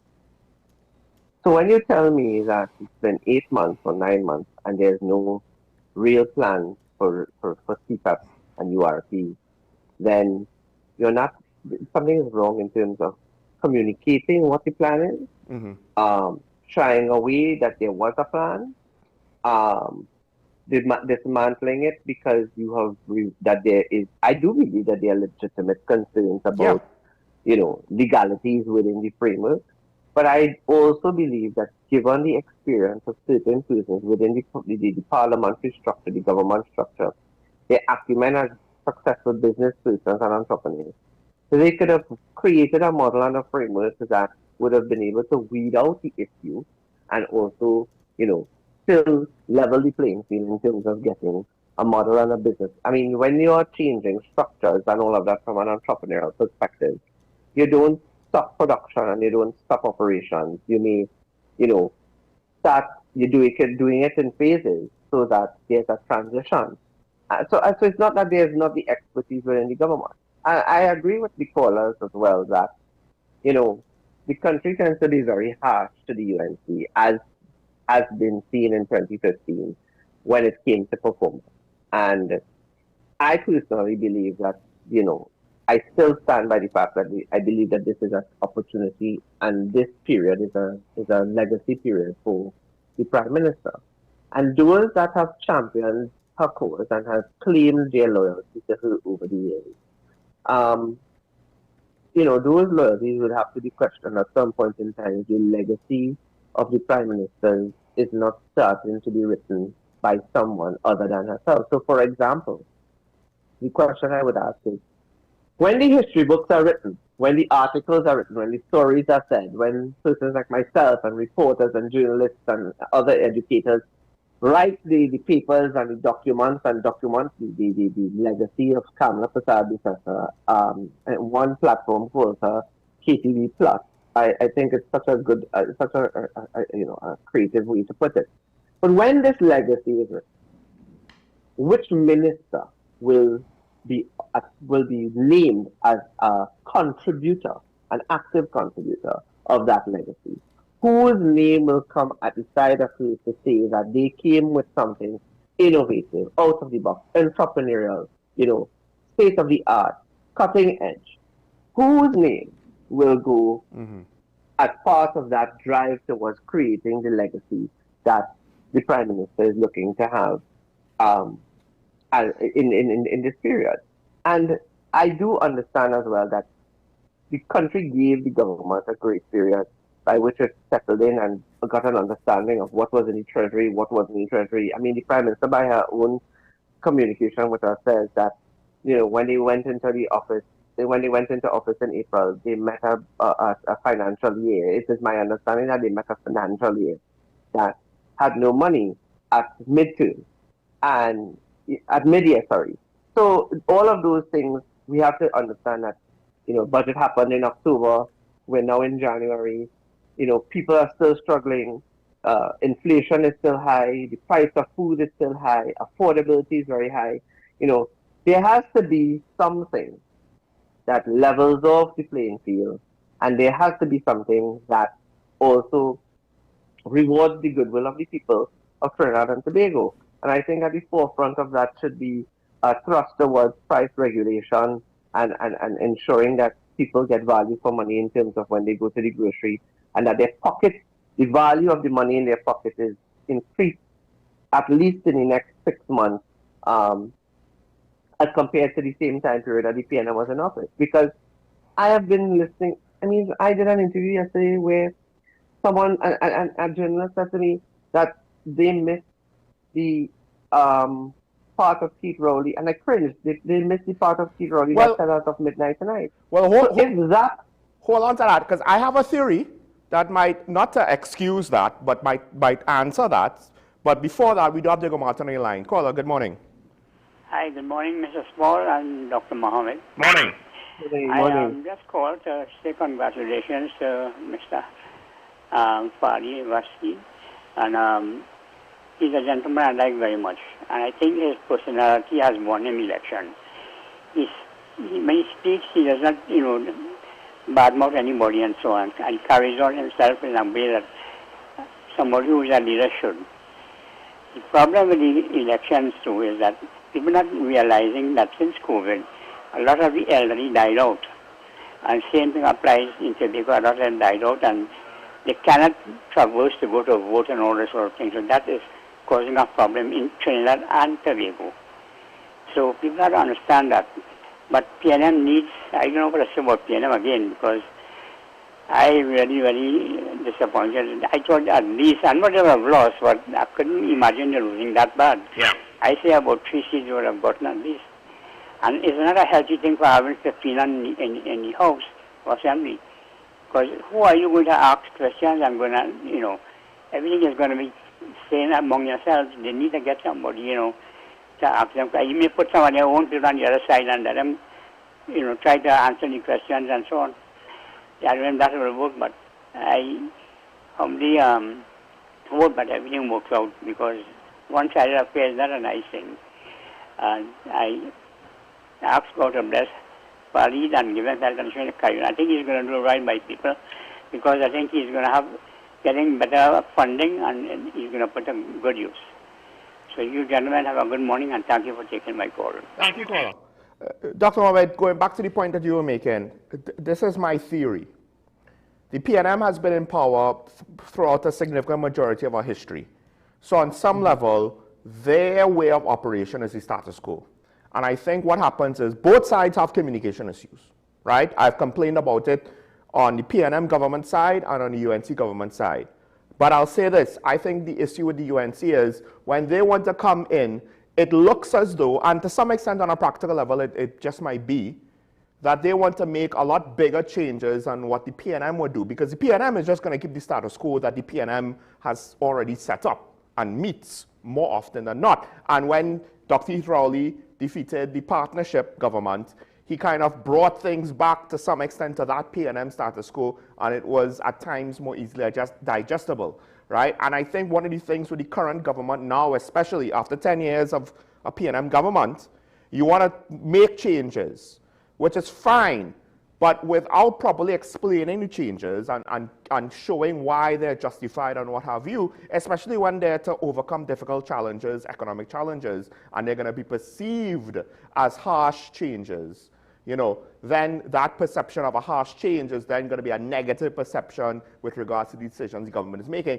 if you have too much gaps in communication. And I think that might be part of what's going on now. I wouldn't say that it fully explains it, but I'm going to have to ask you to stick up in again, because we do have San Fernando on the line, so you could respond to me after San Fernando.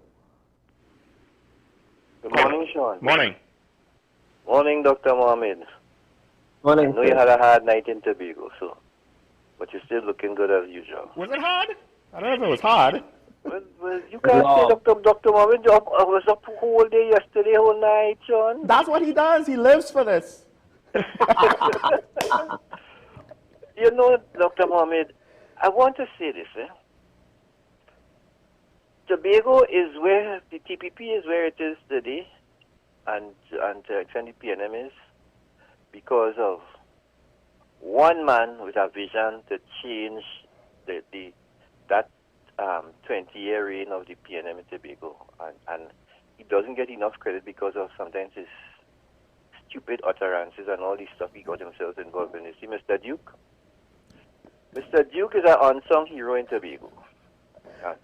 Mr. Duke started with a pickaxe to try and create this landslide that they have with a big excavator today. Mr. Duke awoken that sense in Tobagonians that we didn't have to settle for the PNM. Okay? We didn't have to settle for the PNM. And along with other things. So I want to say firstly, Mr. Duke, they owe Mr. Duke, Farley, and they owe Mr. Duke a debt of gratitude. Now, with respect to the PNM, the PNM in Tobago has this aloof type status quo that needs to change. It happened with Stacey Davidson when they put Mr. Dennis as a caretaker of the PNM, while she sat in the background there as the de facto leader until the election came and then she lost. And then they have done the same thing with Ansel Dennis when Kelvin Morris should have been the leader. So that is a double blunder. I believe this is a good thing for Tobago, this 15-1. Let's know Mr. Augustine has no opposition in Tobago. He can't use the excuses of the last 4 years. And now let us see how he intends to seriously build Tobago. I know he's going to go back on that talk about the gas and all that rubbish. But he has an opportunity now to build Tobago into a better, this thing that he keeps saying, to be the greatest little island on the planet. I want him to know that this is opportunity to do that and bring some structure to Tobago.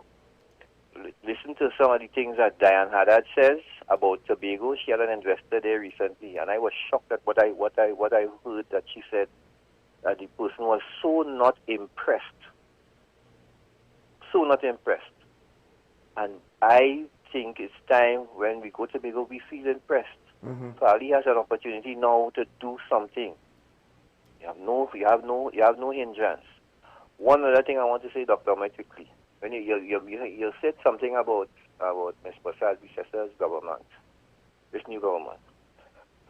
People need to understand, once the people at the bottom feel pressured, to that extent, you're not doing a good job.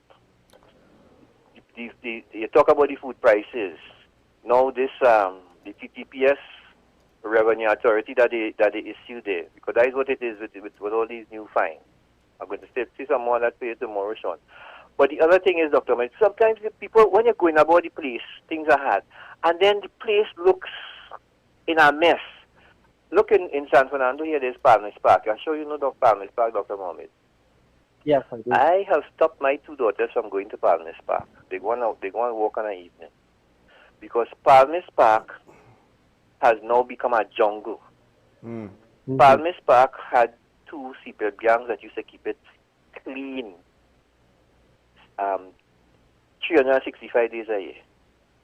Palmas Park is now a jungle. One of my daughters defied me and went to the park last week. And when she came back, she said, "Daddy, I'm not going back there, you know. I didn't feel safe walking there." This is where governance is failing I must say to Ms. Prasad Bisesar. This is where her governance is failing. At that level, people still need to feel a little comfortable walking in the street. Look, I have a property in another area, Dr. Mohammed, and I and the neighbors are now keeping. This is a long street. We cut the grass. Everybody takes a section and cut the grass because it is now encroaching on the road, and the corporations are not doing it. I don't know if they don't have enough funding, because you don't need. We have to get modernized. I don't see the point in having 20 people in a CPEP gang, you know, when you could just have 5 and employ modern equipment. That they do in Japan. They travel. I travel. They don't see it in Japan, it in Singapore. They have these things being done. So you could have these, you could continue these programs with less people, because you just have to improve it. And as you said, Dr. Man, they have people, business people and stuff inside there that have ideas. Come on, man. We have to start to be more innovative. That is what we lacking in this country. Innovation.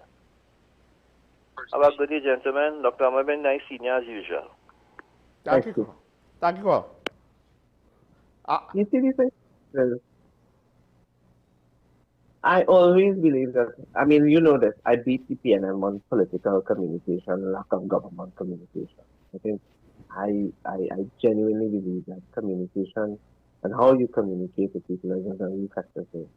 What, when, I tell my students this as well all the time, so I'm not saying anything that I don't already preach in a classroom.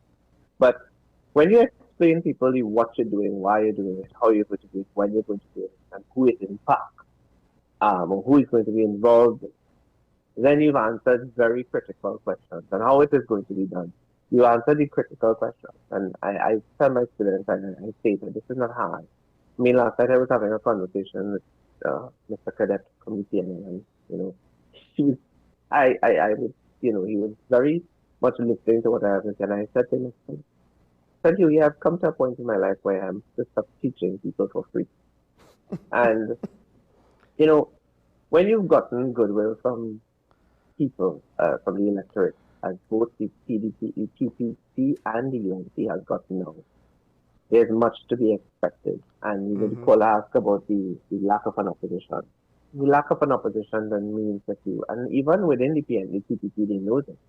That the lack of an opposition means that you have become more accountable and more transparent, and you have to account better, and you have to answer the questions that are not going to be answered from an opposition. You have to be prepared to answer them voluntarily and account more for what you've done. Because how do you go higher from 15-0? Exactly. And controlling the 2 seats in the parliament? You have to be able now to sustain that, sustaining power in the next round. So there's no guarantee that they will win 15 seats in the next round. 15 seats is an anomaly. It does not happen often. It's the same way a constitutional majority does not happen often in Trinidad and Tobago. And therefore, much has to be done to use it. I'd be very disappointed. I think the country will be very disappointed if we don't have constitutional reform in Trinidad and Tobago in the next 5 years.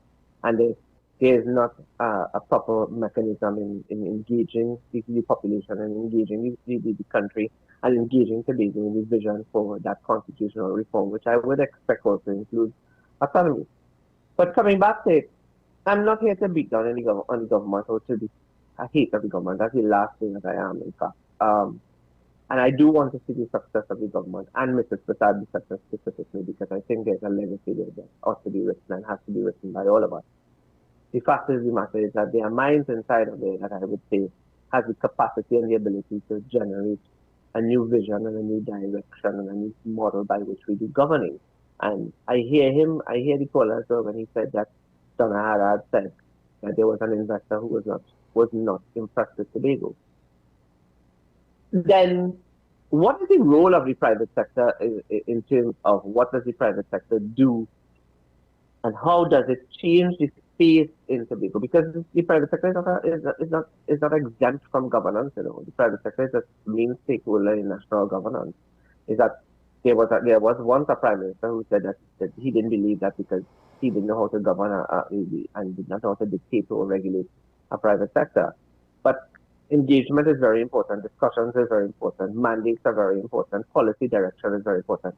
And this current prime minister understands that because she's been uttering that from the platform in campaigning, and then within her first 2 months in office, we've known that there was going to be some level of direction with regards to engagement of the private sector and what their role is in divestment and investment in Trinidad and Tobago. So, you know, it's the little things that we take for granted that are the things that impact the small man in the population the most. And I think we have to be mindful that we stay grounded in that regard as we look towards the months ahead of 2026. I mean, the Prime Minister has given a mandate that there's going to be greater delivery. And it's a year of action. And, you know, I'm eagerly looking forward to what that action looks like and what that governance looks like. And I think as is much of the society who are waiting eagerly, anxiously, and with a bated breath for the absolute rollout of governance from the United National Congress. I wonder how much Venezuelan gas is factored into that. We do have Diego Martin, again, another Diego Martin on the line. Caller, good morning, you're on the air. Good morning, Sean and Dr. Mohammed. Morning. Morning. Integrity and honesty was the downfall of the PNM. 2 generations of the PNM, the country has started to pivot away from the PNM. And why I'm saying honesty and integrity, a lot of the decisions they made, they hoodwinked the population. And Penny said, come back home. They came back home and they put her outside in Tobago. And let me give you some evidence where I question their integrity. You see that property tax that Penny saying that she pushing the current government to refund? What did the PNM did with that? The former Prime Minister said, okay, in 2015, just before that, is a done deal, no property tax. And lo and behold, he brought it back.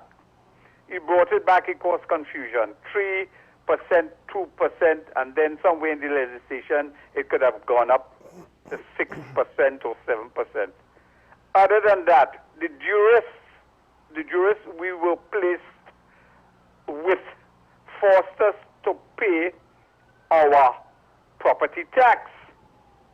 So that is on the chest of the PNM. I would like the PNM to fund us back because they basically focus on recusal and doing this and that. So to tell us now we have to do it. Look, for example, all the lawbreakers complaining they have to line up to pay fees for breaking the law for traffic offenses. How many people remember we had to do the same thing for vaccine when we were getting free vaccine and a former Prime Minister said he want no free vaccine and poor people had to line up in the rain? How many of us remember we had to line up to change the currency? We have been 2 generations and based on all our analysis have been boxed into a mindset the PNM has psychologically placed on this country. The bright young ones is pivoting away, Gen Z and all kind of things. We have to say, for example, I'm in the argument that 15 will be hard to manage. If we have people with honesty and integrity, it's not going to be a difficult thing. I have continued to argue the procurement legislation is not a difficult thing to do. You have to have the will and do it. And the PNM use the excuse it will be difficult for the public service. Why? Because it's difficult for the public service. Because we have populated the public service with PNM party holders for the longest while since Eric Williams. So we can't be complaining because we as people chose the PNM for 2 generations. Now we are getting a little sense, a little gyan, and we pivoted away because they know they have hoodwinkers. The future of the Trinidad and Tobago lies in the bag of the school children. And one little thing Kamala Prasad, the sister, did. She went to Tobago and handed out the children laptop. And people can say what they want. That was a gesture could have twisted their mind to say, hey, this is a progressive way to move forward. And they vote out the PNM. Go and have a nice morning. Thanks, Carl. I'll say this quick. I think it's one thing to complain about the UNC nickel and diming us.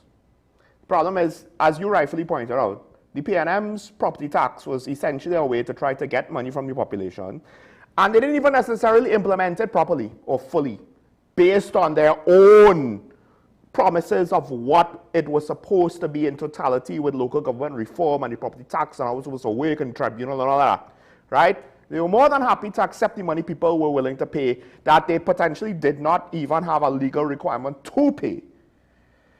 It's one thing for me to have complaints about the government and say, I don't like how this is looking. I do agree with you. I have an issue with some of the members of the PNM at the very least who are central to some of those decisions to basically try to complain about things that at the very least they did similar things to or worse things than in that same light. And that's the disconnect I think a lot of callers and a lot of people have with the current opposition. As one caller, Sandra Grant, I think, why are you crying now? Who are you trying to believe now? Want to play superhero in a situation that you might have even been technically responsible for? How do you transition? We have not seen any signs. This has to be last caller. Rima on the line. Caller, good morning. Gotta be quick, sorry. Hi, good morning. Morning, morning. I listen to your program every day. Well, in the morning, which I'll get up and sit down and just wait for you to come on board. I listen to it. It's a lovely program. I enjoy it a lot. But I just want to say this morning, I want to congratulate Farley on his victory, and it was a well-taken victory.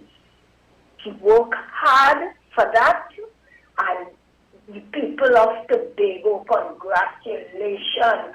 And one day Farley will be a statesman. We all seeing it. I, as a matter of fact, seeing it. He will be a statesman. He well-spoken, he intelligent, and all the rest. So I wish him all the best. Thank you very much. Thank you, caller. Well, Dr. Mohammed, we're running out of time. There was so much more I want to ask you, but I think the one, as much as there's the whole thing about autonomy moving forward and the challenge of now having to live up, as you pointed out, 15-0 plus the 2 seats in Tobago House of Assembly, there's no more gains to be made. Now you're playing defense. We don't expect perfection to be, guaranteed moving forward. And you have no elected opposition. And you're the incumbent. You don't have, it was the PNM fault. We met a bad thing here. Now you're the incumbent. But we'll save those challenges for later down the line. The number one defense I would say would be the delivery and the performance now. Yeah. And they would have to campaign the next round on what they delivered to Tobago in the 4 years that they were in office. With a bigger budget. So it's going to come down to delivery. But here's the thing. I wanna go politically now, go into the future. It's not that I want the PNM to fail, folks. It's not that Dr. Moy wants the PNM to fail. But we will point out things. And my frustration, if I come across as frustrated, is because I see unforced errors by politicians on both sides, mainly in communication. That said, they lost ground politically. If they can't get their act together, I mentioned this earlier on at the top of the show, can we see a world where Tobago has 2 of its own indigenous parties and the Trinidadian side of the political spectrum is on the outside looking into Tobago? Is there a possibility, if the PNM can't get their act together, that the TPP's opposition party, legitimate opposition party, will be somebody else? Well, that somebody else has to emerge, and it has to emerge stronger. I don't want to rule out the PNM because you can't rule it out. And you have to give Penny Beckers the opportunity to create the PNM that she envisions. So that also has a timeline. That timeline is when the next local government election in Trinidad occurs, which I believe is in 2027. So between now and then, or whenever it is to be called, there's work to be done, and Trinidadians are very different from Tobagoans, and I read a point when Tobagoans make up their mind about something, it's very hard to change their mind about it, which is true. Trinidadians tend to they tend to lean very quickly towards, and they become very emotional, and they're very easily influenced. So we have to be mindful of as to what the narrative is and whether that narrative is true or false. So, for example, I've gotten umpteen times whether or not the radar was an issue in Tobago. And I could say you have sat down on a plane and looked for this radar, and the radar is in a space where you really can't see it if you don't go looking for it, and you have to look hard and long for it in order to see it. If it just on that simple sensationalization of the radar, that's how easily a narrative can be created and a perception put forward, and people would believe it to be gospel. The truth is, the radar had no impact in the election result. And I think how could you the radar? I mean, there's another conversation that I want us to have at some point in time, but it's more of asking questions than having a conversation. Was that, had there been greater surveillance and maritime surveillance in Trinidad and specifically in Tobago, that oil spill that took place that corrupted so much of the beach here in Tobago. If we had known, or if the right investigations are done to find out where did the barge originate from, and where was it going, and how come it ended up in Tobago waters, nobody's answered those questions yet. And I don't think anybody's beaten that iron. That has not yet. It has gotten warmer now that the president of the United States is talking about sanction tankers and tankers under false flags and all of that. Yes. That's something that we need to start to have a conversation about. And had there been a radar on the island of Tobago, would that have been able to be discovered earlier and marked with regards to where it was going and where it originated and whatnot? So we have to be able to, in Trinidad, we need to be able to pick sense from nonsense, because there's a lot of naysayers out there that is pervasive narratives on social media that I've noticed is people are easily caught up in a discussion of nonsense. So that's something we have to be mindful of. And even yesterday, there was a narrative that the Prime Minister was in Tobago. And a question I thought is a stupid question. One of the stupid questions is, what was the Prime Minister of Trinidad and Tobago doing in Tobago? But the statement that forms the question is a foolish question, because if she's the Prime Minister of Trinidad and Tobago, then the question as to what she's doing in Tobago does not apply, because she's entitled to come to Tobago because she's the Prime Minister of Trinidad and Tobago. So we must be very, very discerning and very, very mindful of getting caught up in foolish conversations with stupid questions. Yes, and if she doesn't ever go to Tobago, then the narrative would be, well, she never comes to Tobago. I mean, what does that mean? She abandoned Tobago. I'll say this, though. I think the oil spill had more to do with a human failing than a technical failing, right? And part of the benefits, or lack that, well, you know, take it however you want to take it, of the United States radar is we don't have the same human failing concerns. And with regards to the PNM, I still think that they're taking their liturgical and literal friends and family, as you pointed out, for granted, right? Because they're still on that track, and that's an issue. That said, we have two comments. We'll just run through them real quick. The West Indian countries should have their own shipbuilding yard. That is not as simple as it is now. The economies of shipbuilding is not what it used to be. Even the Americans are having an issue with this, because it's a good concept, but I think we have to move away from shipbuilding yard. I think we have to go towards ship maintenance yard. Well, also, what size are you talking about, and to what end? Commercial cargo, yachts, pleasure craft, small craft, like, you know, to what degree? So, because, you know, the larger you go, the more difficult it is. And let's just go with the last comment that sums up the morning, more or less, clean sweep, all in blue, right? But as you pointed out, it's actually a blessing and a curse, because now the challenge is even greater with the greater mandate. Dr. Mohammed, thanks for joining me once again. So much more to the discussion. You could tell me at a later day what you thought about my idea that you know, the UNC is trying to break the mold, and you know, some people don't like the mold being broken. They like the status quo. No, the mold needs to be broken without a doubt, and without a shadow of a doubt. The mold needs to be broken. It is how you communicate the breaking of the mold. That's all. Thank you. But I'm a total support of the building. I am 100% in support of the breaking of the mold. Habits need to be changed. Behaviors need to be changed. Attitudes need to be changed. And somebody has to crack the whip. It is the matter of how you crack it, and how hard you crack it, and how you inform the person that they get in the crack from the whip. Thank you. They could have cracked the whip on road traffic violations before getting a bigger whip. You know, we could have tried the same whip, just cracking it harder first before, putting metal studs on the tip of the whip. I'm just saying. I will acknowledge that our driving safety is horrendous. But that's a conversation for another time, folks. Thanks to Dr. Mohammed, thanks to the callers, thanks to the commenters. Remember your allegiance to the Republic and to each other. Stay safe, be nice to each other. We just had an election, so hopefully Tobago will now face the day together, united as much as possible, and hopefully, perhaps we could even use this as an object lesson on how to move forward, one step at a time. We'll see you, however, tomorrow. Bye-bye.